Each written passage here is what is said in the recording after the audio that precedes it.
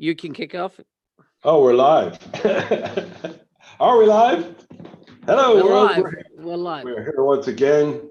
We just finished, and hopefully you guys did as well, listening to Charles' speed talk through 7,000 features in 20 minutes. It was pretty amazing how quickly he zapped through all that stuff. Don't you agree?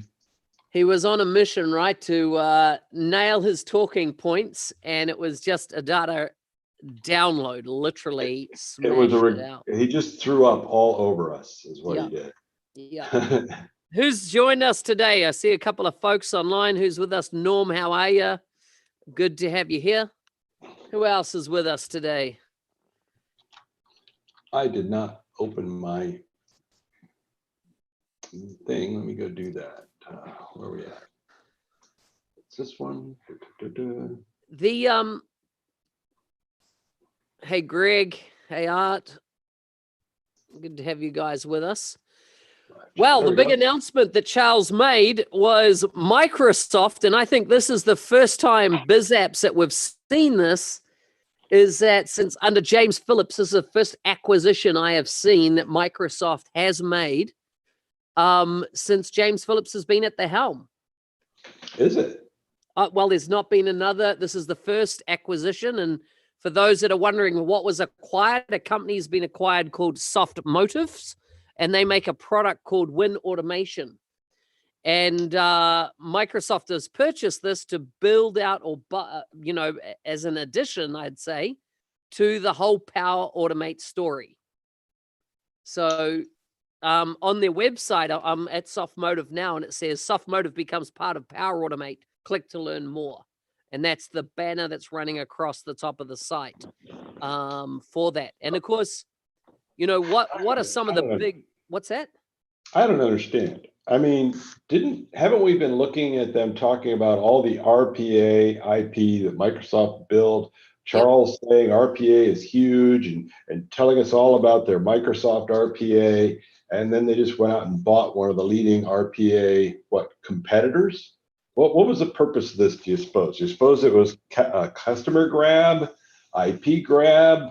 I don't think it's customer grab, because if you look at their customers, the biggest named customer they have on the website is Xerox. And then all the other customers after that point are like Harrison Ford, never heard of them. JDM, never heard of them. Feta Group, never heard of them. Xerox is the big brand that I can see in their customer list.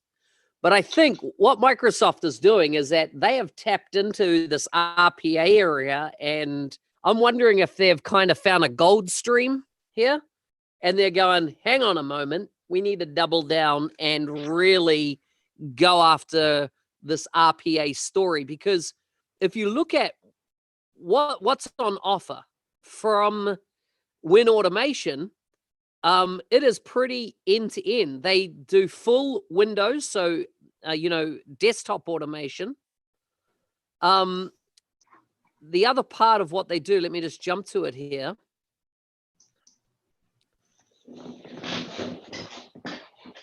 Full web automation, which, mouse and keyboard automation, so you can record anything off there.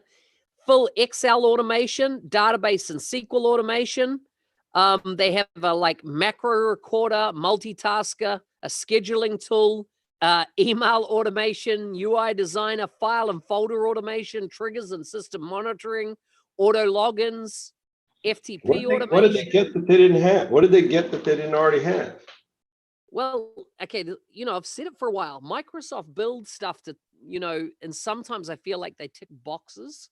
So they're not fully rounded out set of features. I think what you're getting here is a full round out set of features. What's going to be interesting, are they just going to lift and shift the code base or rebuild into theirs, what's been acquired here? Hey, we got James Novak on, giving us some feedback here. He says, sounds like it's the customization tools. I wonder how much RPA is driven towards forcing orgs to migrate from legacy apps. This would be a great way to kick off migrations for large-scale legacy apps. We can automate bits while we re-engineer, rebuild the rest. Yeah. Good point. I mean, does it go that direction? I thought it went the other way. I thought this was for filling out legacy forms, not sucking data out of them. No, I mean, that's only just a part. I mean, it's, fully scriptable, interesting PDF automation. A bunch of this actually, once again, jumps into areas that other ISVs have had in market. Microsoft have now just got that full OCR capabilities, computer vision, advanced synchronization, auditing and logs, web recorder, attended and unattended automations. This is all the kind of feature list that they currently have, and full AI integration as well. And they go down to what's that? Had you messed at all with Microsoft's RPA stuff? No. No, I haven't either. No. I haven't either, to get it, to really have a clear understanding of what it is. This, I'm sure there's a blog post on it somewhere we can go maybe read, but it just feels like Microsoft spent the last year building most everything that this thing talked about, right? And then went out and bought a company that had the stuff that they build. I mean, are they going to rip out all the shit they build and replace it with this company's stuff? Is it purely additive? Is it, I don't know. I think they'll pull together and create best of breed. What I like about this acquisition is that I've felt Flow is and of course I'm talking about Power Automate here, is it has limits that need to be busted open. So in other words, what I'm meaning, I reckon Power Automate should work natively with any Microsoft Office application. You should be able to trigger flows on Outlook, on Exchange, like at scale, like in any scenario. The layperson needs to be able to see a button inside Outlook that they can go, you know what, I'm going to create a macro or a flow, what will ultimately be a flow that does something on every type of email that either comes from this person or fits this criteria, whatever the trigger might be. And then right out to the desktop, imagine flows that are connected to Cortana, for example. Cortana might all of a sudden become very useful. If I could say, update my timesheet, and a flow kicks off that took that trigger and took that information, how many different scenarios could you do at a desktop level around automation?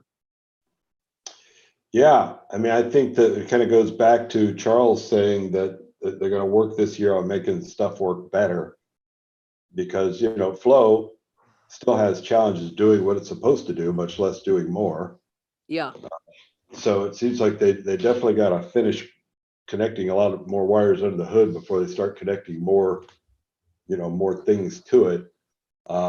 Lindsay's asking if this is similar to the app proven elsewhere, bring it over here story you guys discussed. I think she's talking about the Softomotive. Yeah. Well, I think the difference is they went out and bought this company. The stuff we were talking about last week was they just made stuff themselves to, squash an ISV out of business. So if I was an ISV and Microsoft was looking at my territory, and my option was they were going to build something and smash me, or they were going to buy me, I'll take the buy me. Yeah. I'd take the buy me out, right? please. Yeah. Because they normally don't just buy the IP, right? They buy the staff, all those devs. It's a acqui-hire process as well. They get all that brain capacity that, in this case, you think everybody involved in Power Automate or Flow have built it from the ground up within Microsoft. So in other words, they have limits on their sphere of view of what's possible. When they all of a sudden bring in a third-party company like this, it's might have been doing it for the last 10 years. All of a sudden, you go from about 3 years worth of accumulated IP to now 10, right? What's the value of that? What are the lessons learned? And what are the kind of power steps forward you can make without having to, how's that? Power steps is a new one. How many steps can you jump forward by bringing in all this, brain power from people? Well, they bought Charles. right? He came in with his acquisition and they bought him. And, I think in addition to, bringing in a fresh set of eyes, they're also bringing in people that have a startup mentality. Yeah. Charles is a kid. I mean, he worked for Microsoft, left them, started this startup company, built it into something because he understood from working inside of Microsoft, hey, here's a big fucking problem they're not paying attention to. And I'm a smart enough guy, I'm going to go build a solution to this problem. And he did it. And then he was one of the fortunate ones, though, that they came back and bought. But I think you're right. I think what they really wanted to buy was Charles because of the IP he had built, as opposed to just creating, knocking off his IP. They wanted him. They're like, the guy who built that IP is somebody we need to have here. And, I think didn't Stephen and Ryan Jones come in with that acquisition as well? Weren't they with? No, I think they came through their own separate paths. Oh, did they? I had a feeling that Steve started as a Siciliano, started off as a grad. Really? Yeah, a bunch of them did, but I wouldn't say Ryan did in that scenario. But I think, mate, this is cool that they've acquired. As I say, this is the first time since James has been in that we've seen any public announcement around an acquisition. Yeah. I'm surprised there's not been more. I'm just wondering if they've, because they did all those acquisitions back in the day of Jujar and Bob Stutz, and most of them turned to shit, if not all of them.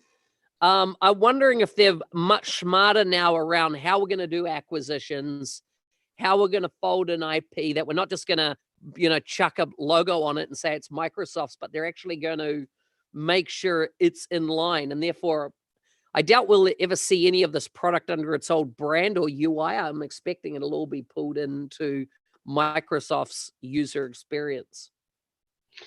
Yeah, I mean, I'm sure they learned from those acquisitions that you just don't go buy shit willy-nilly. I mean, they bought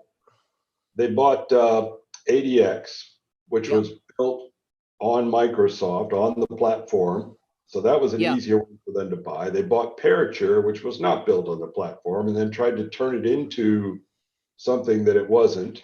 No. Parature was, I reckon, their best purchase, because everything that went into customer service came from Parature. All the smarts around the knowledge management, etc., because they didn't try to replatform it. They took the IP. They said, this shit works. Let's just bring it in.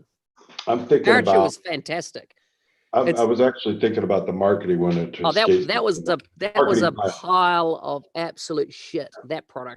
Marketing pilot. I don't think they salvaged anything out of that acquisition. Absolute mess, that one. And then you've got what was the other one? The survey tool. It did its time, but then needed to be rebuilt. Once again, they just try to bring it in and just bolt it on. Way too complicated, difficult for people to use. I think, Forms Pro was a much better product built out, on the backside of that.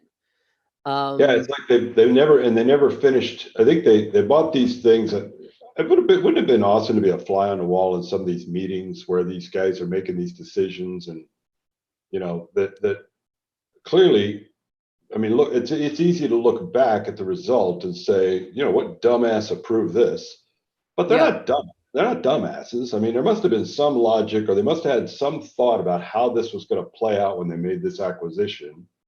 And then, I don't know, opened up the can, figured they'd do a little tweaking, and realized, oh shit, this thing's massive tweaking required. We'll do about half of it and then just let it float out there until everybody hates it.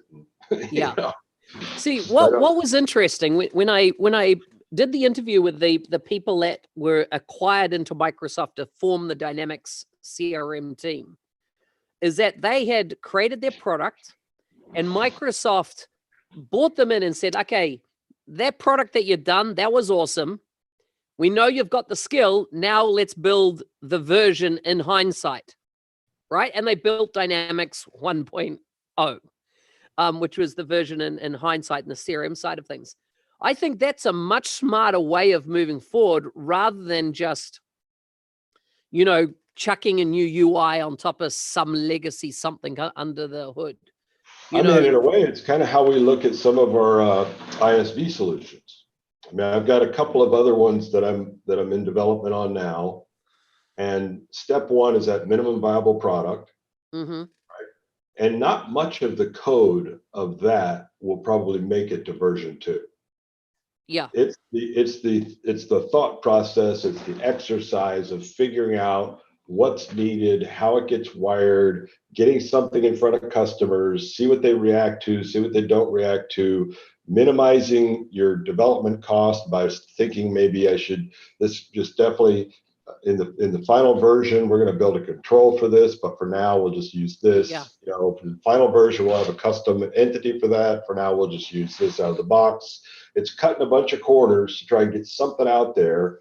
Yeah. Kind of knowing full well that almost everything that you're building will all be tossed. Your version 2 will start from scratch, but it will be built on all the lessons you learned from that crap out there. I think that's frankly one of the mistakes a lot of ISVs make is they spend way too much upfront trying to build that final solution.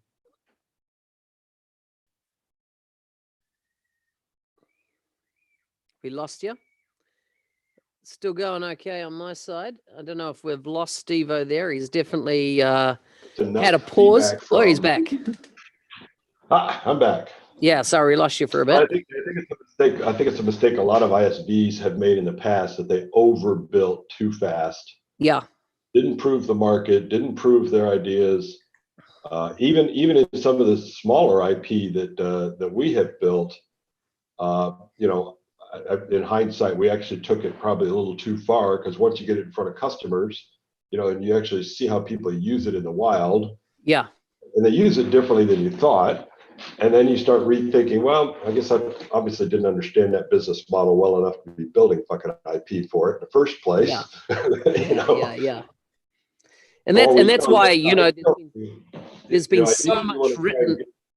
There's been so much written around building a minimum viable product, right? And get it. And the whole reason for it is not that it's a minimum set of features. It means you can get it in front of a customer that says, yeah, but how about this? Or, you know, I don't really do that. This is the way I do it. And the whole idea is you don't invest all that capital in building something that nobody really wants, but you thought was good. You know, for most of us that don't have an IP development budget, dedicated funds for doing nothing but going and building IP, because every bit of IP we build is basically, I'm taking money out of my pocket and betting on something. You know what I mean? Mm-hmm. And that money that's coming out of my pocket probably came in through some project services we were doing. So it's kind of, you know, coming out of that money. So we're always looking for that opportunity to merge those two, right? We get this customer who's got this need and is willing to pay to build something, and you're thinking, oh man, that has IP potential. I could see other customers would want that thingamabob if we build it for this guy and he's ready to have me build it for him.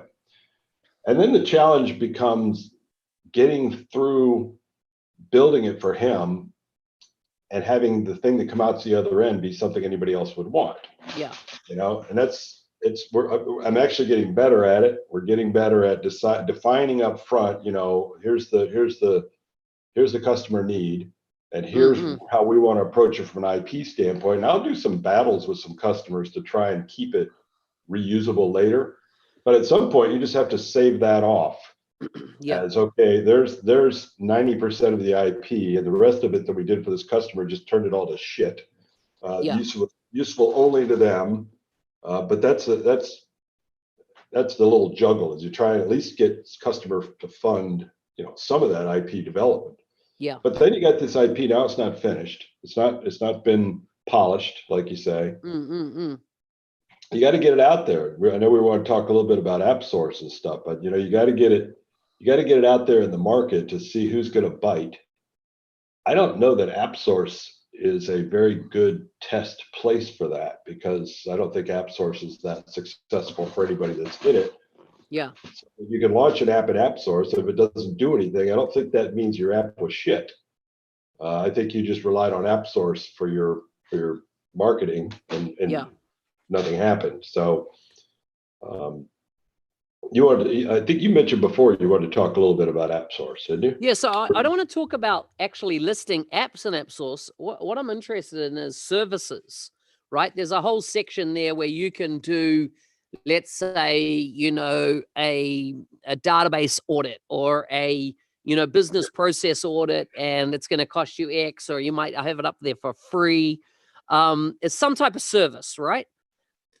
I know that you've got, I don't know, about 6 or 8 products, service offerings up there. How are you finding those? Are they effective? How does that generate you business? How does that side work for you? So we got a couple of different kinds of consulting services offers up there. We've got some briefings where it's basically they're free. We're not charging anybody anything. It's a 1-hour briefing on, for example, moving from Dynamics 365 to PowerApps. What's involved. Or another one for like moving from spreadsheets up to PowerApps. It's not a sales call. It's not intended to be. But by the same token, I don't want to waste my time either. So we get a lot of people that click the button and want more information on that briefing. Well, in our CRM, it'll automatically then send out a thank you for the information. Click here to go book a time on our calendar. Yep. And then they go and they book a time on our calendar. We got a little form that pops up, says, hey, in order to book a time on our calendar, are you a decision maker? Do you have budget authority? A few questions like that, because this isn't supposed to be like, newbie in the bowels of the organization training. About. This is supposed to be executive level briefing. So, a lot of people then bail. And I think the reason they're bailing is because the people that are clicking don't have any authority to do anything but click around and use up people's time. So, because I know that we added that later, because when we first were doing that briefing, we were getting some people popping up, and I was like, oh, okay. And I'm getting on the phone talking to, some kid down in the bowels of the IT department. Yeah, the janitor. And that's not, the briefing is not something I do as an altruistic person. I say it's not a sales call, but clearly the goal is to have them think that we're smart enough that they're like, hey, why don't I hire you guys to help us with this? So if they're not even in a position to be able to do that, well, that's just a big waste of time. So once I put that filter on it, the number of people creating those appointments went way down, which is good because they were just all wasting time anyway. So there's an art form, I think, to putting up consulting service offers. We recently, or as a matter of fact, just this week, launched some consulting offers around our IP, and they're paid offers. So this is not a free thing, because one of the consulting services that you can create is an implementation, meaning you're actually going to do something. Yeah. And we've built quite a bit of IP around here. Some that's okay. We've lost him again. He's got a bit of a dodgy connection, it seems, today.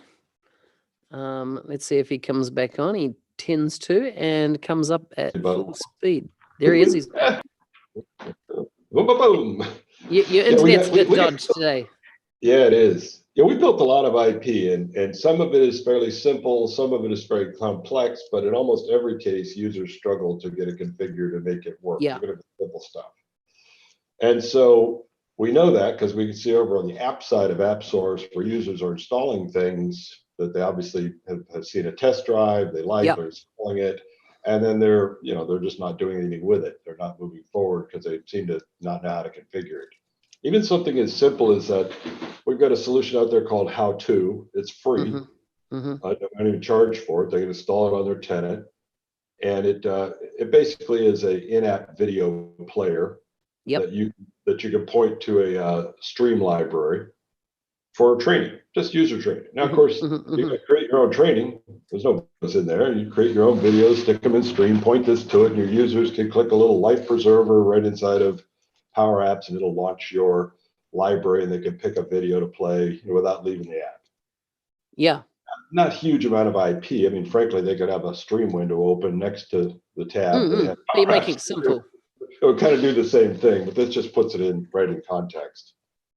But so we're looking at some of those, and recently launched some services around something I'm calling simplementations. I've kind of taken the word simple and implementation and merged it into simplementations, which is just this idea of a very low fixed cost, fixed duration. We're going to get in and out and do this quick configuration, make this thing work for you so that you can at least use it because you seem to be able to make it work. And at the moment, it's all tied around our own IP, but we're looking at maybe, I mean, right now I want to see if anybody bites before we spend any more energy on it. Yeah. But if they do, I could see offering a fixed cost. I mean, you got to be careful, right? When you do that, anything at a fixed cost, you got to put a cap on something, cap on hours, caps on You got something. to fix the scope as well. Yeah. And, but, for doing some of the common things that people getting started are wanting to do. No, it's not skulls. It's flowers. But I can see how it does kind of look like skulls from there. It would be way cooler if it was skulls. Speaking of which, did I hear with AppSource on both sides, the app side and the consulting service offer side, because I feel like the potential is there, but to be honest, it hasn't panned out on either. Well, I don't know if it's his stream or my stream, but give me a thumbs up if you are still getting me okay when Steve seems to drop out like this. Your internet, are you getting a bit dodgy on your side or something? Definitely my side, because I can see even on the YouTube stream over there, me freezing and you still moving. Yeah. So it must be just your side, which is crazy being that I'm in the WAPs. You're fine. Yep, you're okay, Mike. So it must be your stream. Aren't you on fiber connection where you are? I'm on a gigabit fiber. Wow. So here I am. I'm on mobile. Yeah. Crazy. Don't know what that's all about. Now talking about skulls, are you buying a motorcycle? So I am. Yeah. So actually this Thursday and Friday, I've got to go take a motorcycle training course, which I've ridden motorcycles plenty when I was younger. But since I last got on a motorcycle, they changed the law here that you have to have an endorsement on your driver's license that says you know how to ride a motorcycle. Yep. And in order to get that, you have to go take a 2-day class, full 2 days. Wow. So driving out on a range or riding out on a range and a bunch of classroom crap just to get this checkbox. You can't even buy a motorcycle unless you have it. Wow. So step one, go do that class. This Thursday and Friday, I'll be gone all day. I'll be bugging out of work for 2 days to go get motorcycle training. And then what are you buying? What are you going to buy? I don't know. I'm looking around at bobbers, smaller, smaller retro looking bikes. Are you having a midlife crisis, man? Oh, I'm probably on my third by now. Yeah. I'm also looking at boats. So yeah, I'm wow. Yeah. Once you become single, it's amazing how much money you save. When you're not supporting an expensive wife and her car and her, her kids' expenses, and suddenly when all that goes away, you're in a different position than you were before, but you're also kind of bored because it used to also fill a lot of time that doesn't get filled. So Ninja, no, I'm not going to do no pocket rocket. Not doing any pocket rockets, nothing crazy like that. I live on an island here adjacent to downtown Tampa, and I'm not even convinced I'll ride the thing off the island. Is that right? We'll see. I'm a little. So is it just, are you getting it like as a chick magnet? Let me tell you that after I got it, and whether it works. Yeah. Hire a bike to pull chicks. That's funny. Yeah, exactly. That is funny. That is funny. It'll be fun. Just something to do. So that's not going to be a chick magnet. Yeah, get a Vespa. There you go. Good idea. Reverse polarity. I'll show you guys all what I get when I get it. I'm still kind of vacillating between a few. Yeah. Anybody got any interesting questions? What was a couple of the other things that he talked about today? He talked about RPA, which we covered pretty well. T-SQL, which came out, was this other big thing, which was covered at MBAS. I noticed that the whole build format was the same as Embass, so it's obviously the way they're going to do it now. They've got some platform that obviously is taking their Teams feed and this seems a little pumping it more into a screen. This You seemed a reckon? little. It looked like maybe the next version of what they used at Embass. It seems a little bit more advanced. Yeah. Even below the player, you've got, the ability to jump into other sessions. You can, which Oh, we they talked. had that. They had that on Embass. They had that on Embass. I don't know what it is. It just looks different. Because I mean, I looked at, I was at both, and for some reason, this one just feels slightly more evolved. Which I'm sure they've got teams working like mad to try and, create an awesome, virtual event experience. So, but I feel like this has evolved a little bit from what we had at Embass. So, but it definitely seems to be getting better. Yeah, and I mean, you think once they've done the big partner conference, so when's that? Next month? This isn't usually in July, right? In Vegas. Okay, so that's what's that? Ignite. So that's going to be a massive test of their systems. Yeah, it's Inspire. Yeah, Inspire. That's it. Have you heard anything about next month? It's still in my schedule. In fact, I deleted it yesterday, so it's no longer my schedule. As I'm meant to be speaking in Barcelona, and I've heard nothing. I'm glad I didn't go ahead and book my tickets, but I'm hearing nothing. Like, is Extreme 365 and the Dynamic Community Summit, is it running in Barcelona, or is it what's the story? I think that maybe they're just trying to keep quiet because they don't want to give refunds. They've already said they're not doing refunds, right? You'll get a credit towards future events. There's no refunds. So maybe they just want to keep quiet to keep you from screaming about the fact they don't get any refunds. I removed it from my diary because I assume it's not happening. Interesting, in our country yesterday, for the first time in modern history, we had nobody enter New Zealand and nobody leave New Zealand. So there were zero form of anybody coming or leaving the country. Complete bubble. And of course, we're coming up for a week and a bit now, virtually no new cases of COVID. So I haven't checked lately to see what's going on locally here with the cases, which I did actually want to look at to see, because we've been opening up fast. Yeah. And I've just assumed, well, we're not out of it yet. So if we're opening up this fast, clearly there'll be some sort of a spike. Mm-hmm. I think that they must be thinking the spike will be manageable, or otherwise we all get shut right back down again, which nobody wants to see. Mm-hmm. Plus, I'm not convinced that had we all known when this started what was going to happen, because at least here in the US, we had a lot of really dire predictions. Yeah.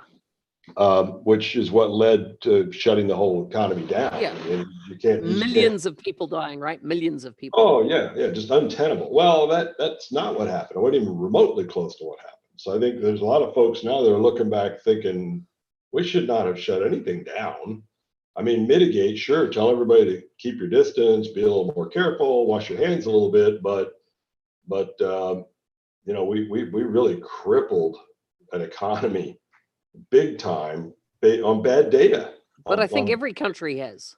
Yeah, exactly. I think they all did on bad data. Yeah.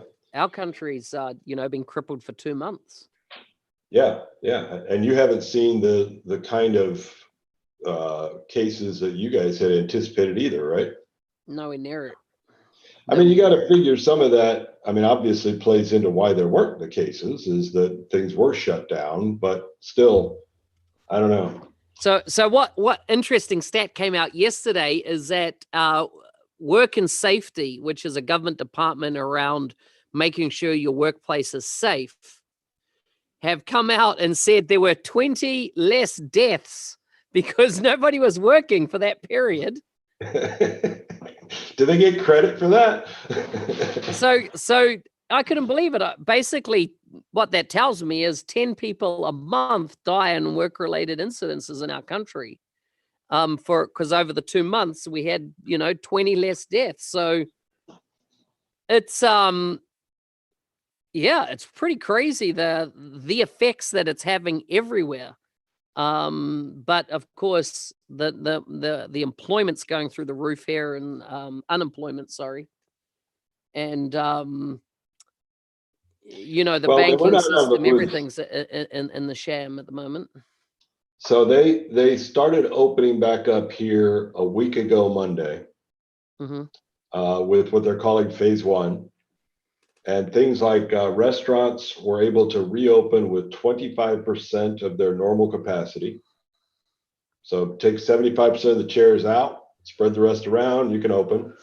Nobody can sit at a bar. Nobody can sit at a bar. And that was kind of phase one. Oh, and all their staff has to wear face masks Oh yeah. and wash their hands all the time. So that's phase one. Phase two, I think, is coming maybe next week, where I think they moved to like 50%. Okay. So they're kind of stepping it back up, but each one of these phases are going to kind of watch and see what happens. If things go crazy, maybe they stay there for a while or roll it back. I don't know, but there's a sense of urgency over here to get everybody back to work like nothing ever happened. Yeah. But haven't you hit 36 million unemployed or something?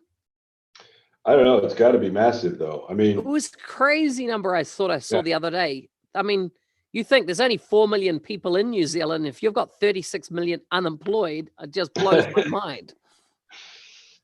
yeah. I mean, it's definitely pretty dire out there. I guess I should feel lucky because I've worked from home for a long time now. Yeah. Our clients kind of maintained.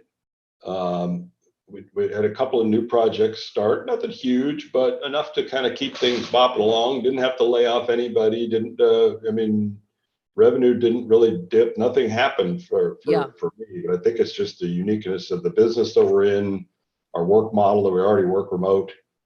And there's still our customers needing stuff.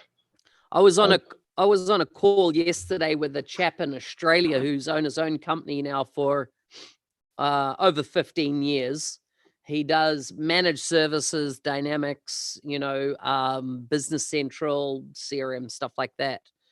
And one of the things he's often struggled with is that 90% of his staff are remote and that they are outside of Australia. He said in the last 2 months, none of their customers that they have started acquiring care where the staff are.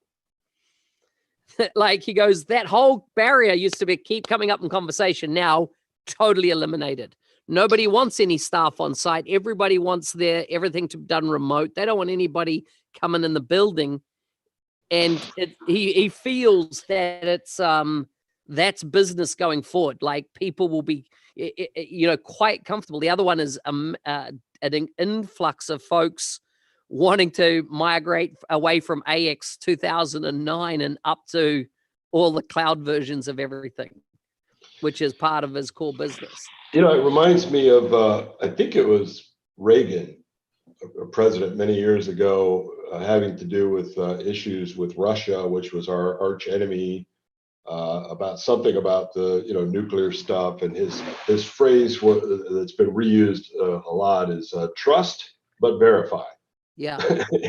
And I think that's where some employers are with this idea of the remote workforce. I was reading an article, some blog post somebody tweeted, I went and looked at, about there's quite a few tools out there for doing remote monitoring and things like that and all of them, their business is skyrocketing. Another good investment to have made that I missed. Yeah. But, the stuff that you see, you're like, damn, yeah, that obviously was going to take off. But clearly there's a lot of folks that are planning on, keeping a remote workforce, but, I'm going to trust that you're working, but don't mind if I verify it in some fashion, Microsoft on the other side of it, you got the I saw on Amazon sells these little things you can put your mouse on that'll automatically just shake it for you all day. See, so that's crazy, right? Because I remember when I first went to Sydney in 2013, start of 2013 to live, And Microsoft had just gone through a process of downsizing their floor area in the North Ryde office. And they went from, I think, 4 floors down to 3, while their staff numbers were increasing. And they put out a mandate and said, they reconfigured all the offices to be flexible workspace. Basically, first in, first served. Didn't matter if it was a country manager, nobody had an office. You could book meeting rooms, you could build phone booth type rooms, that type of thing. And what they said to everybody is that we no longer expect you to work from the office. If you need to meet a customer here or you need to have an in-person meeting, come along, but we've equipped everything with video conferencing, that type of thing. And so what happened en masse is that people didn't start coming to the office anymore, and everything just went as normal. Why? Because they have a very robust model that everybody is measured on output, right? As in everybody's KPIs or KRAs are all based on output. And so it was very easy to see whether somebody was performing or not, because the data was there to back up whether those people were performing. Because, as you can imagine, Microsoft's not going to worry whether you're in front of your computer. Their thing in a subsidiary is, what's your pipeline look like? What's the sales velocity moving at? What's the new new logos that are coming on the books? It's very tangible based outcomes.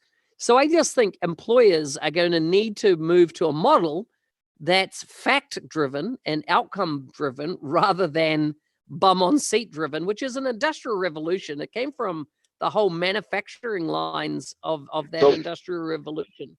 Yeah. So one of the things in this blog that somebody had commented on that I thought was kind of interesting is, I don't need to see them to know they're working, because I can look at their output, right? We're a sales organization. I can see if they're closing deals or not. Yeah. But then he made the point that, right now, nobody's buying. Yeah. So I need to know that they're actually trying to sell, because I can't look at the closed deals at the moment and as a good judge of a salesperson today when nobody's buying anything. Instead, I have to have some way to know they're actually trying to do so, putting in the hour, putting in the effort. Because at this point, I'm not paying for a result, I'm paying for an effort. But this comes down to lead and lag indicators, right? A lag indicator is a sale was made. A lead indicator is what are the activities you're doing to lead to a sale. And the whole thing comes down to the ability to track those activities, which, you know what? I think there's a product called Dynamics CRM or Dynamics 365 Sales that's designed to track lead indicators, activities, right? It comes like, my wife works for a big company as well. And she, noticed, obviously with the shutdown, et cetera, happening, their clients are not buying and things have changed.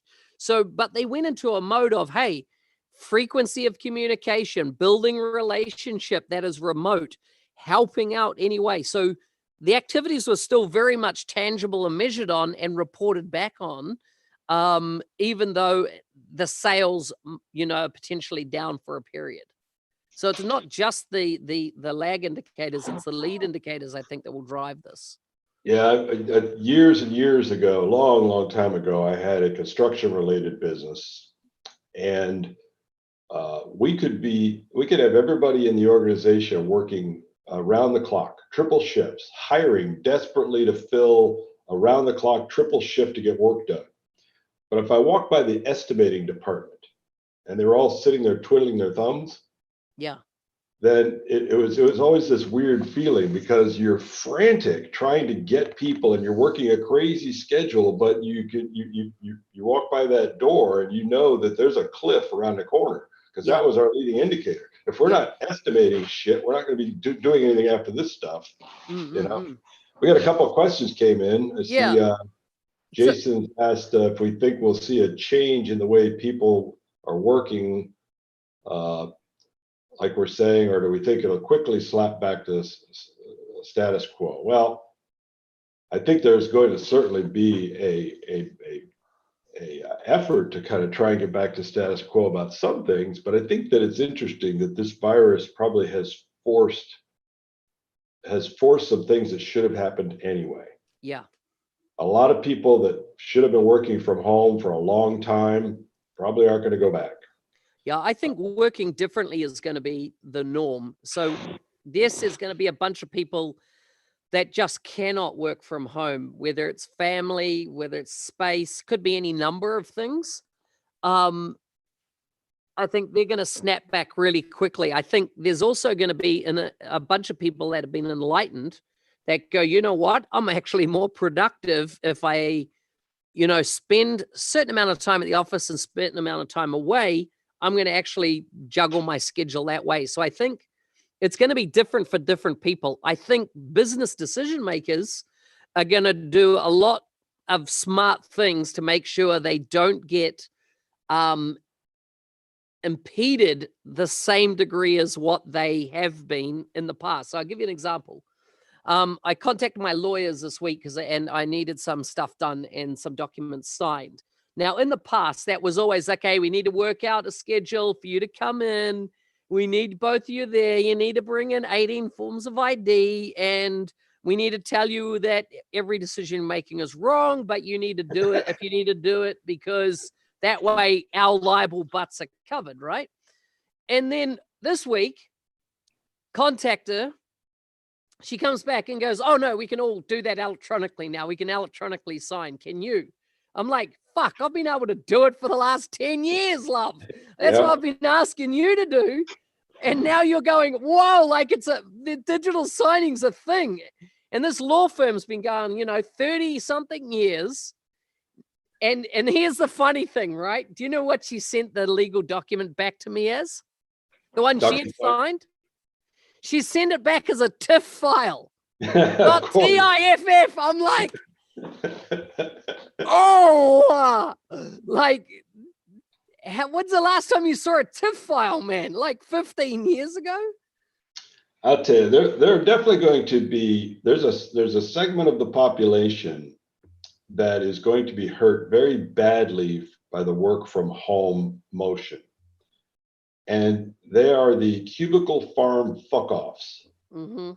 The people that used to sit in a cubicle in a farm full of other people got credit for being there when the boss walked by, acting like they're working, didn't actually accomplish a damn thing.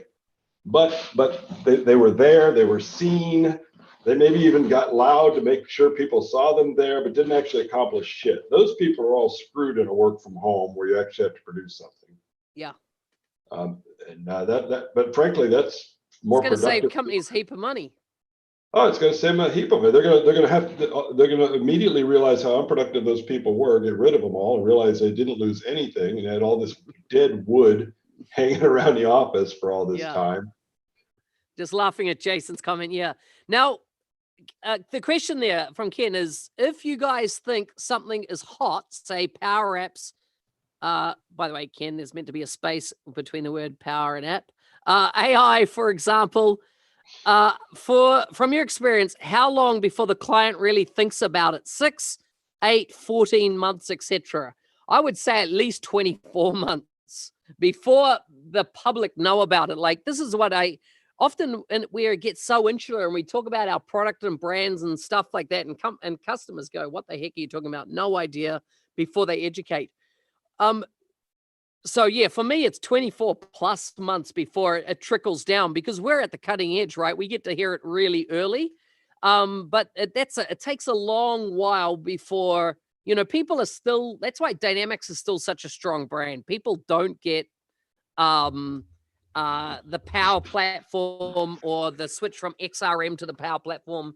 That is still an ongoing thing. One of the questions I've been asked recently, if I had to invest in my time, my career going forward, in what's next, from a BizApps perspective, with COVID and everything, being in the lens, commerce, Dynamics 365 commerce is where I'd put my money right now. I think that is going to blow up. Yeah. There's so many businesses that I've noticed in the last couple of months in New Zealand, but even global, caught with their pants down when it comes to being able to trade without having somebody walk in your doorway, physical doorway. Yeah, Ken, I'm gonna uncalm your FOMO because I've got a little bit of a different slant on your question than Mark had. I think that there's two angles to that. One is size of customer. Bigger the customer, the longer they're going to wait. But the smaller the customer, there'll be certain products that they will wait much longer than a bigger customer might. Say for example, AI. The smaller customer is a long way away from looking at anything AI, where the bigger customer might be more amenable. But the smaller customer might be quicker to jump onto PowerApps and build some apps than the bigger customer. But I think both of those are directly impacted by how good a seller you are.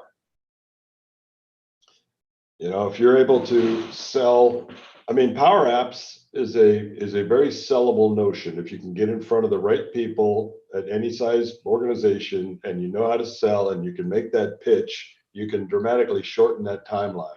If you're talking about how long before a customer is going to start asking you about these things, if they weren't prompted, yeah, you're talking about a long time. Yeah, definitely. Interesting about your thing on commerce. That's coming out of Muhammad Alam's group, right? That's part of F&O. Yep. So that's big stuff there, running on F&O. So you're not talking about WordPress, WooCommerce website there that Joe Blow. These are going to be big business e-commerce sites. Yep. You know. And I have to wonder what big they've been inundated. Microsoft have been inundated through this period with demand for commerce. Yeah. They've been they're way ahead, smashed. Yeah, I wonder how many people actually move forward when they realize that it's basically part of the F&O stack, massively complex, massively expensive, you know, massive implementations, you know. Inundated could be, you know, a bunch of, you know, mom and pop flower shops, you know. Well, commerce. Just to give you some idea, they're now doing 0 and in 2 days live. From 0 to 2 days later live, Microsoft with their customers. 2 days live with e-commerce. Yeah. And then they got 0 to 2 weeks fully integrated. Yeah, I guess that's kind of a variation on that. What was that? 5x5, 5 minutes to deploy. Because that's what I asked. That's exactly what I asked Muhammad when I had him. It hasn't been published yet on a podcast with him, and I said, "Is this 5x5?" And he was like, "Nah, it's 2 days to get to value, 2 weeks to fully functional." I mean, They're good numbers, man. If I was a buyer or a seller, I'm like, I can sell that. I wonder, I mean, I know it's coming out of the F&O side of the shop, but I mean, I know a bunch of F&O partners that were involved in PAC with me, and they were always complaining about how this is going to impact. I mean, there's things about updates and problems they were having because their implementations typically take years. Yeah. Years. We've got a 2-year implementation before it goes live, and you're sending out updates that are screwing up our 2-year implementation plan. Yeah. And I'm thinking, how do you turn around and get something like commerce up and running if it's, you know? I think a lot of people make things more complex than what is necessary, right? If you've got a database with all your inventory is currently in, all your skewing mechanisms, that type of thing, and you're now lighting that up. Yep, you've got to get your tax piece sorted out. You've got to get your payment gateway sorted out. And of course, those are the questions I asked them about. And those are the bits that, you know, they have already implemented or got set up. So it's all PCI compliant, things like that. They're going to add more, of course, in time, and they expect partners to do as well.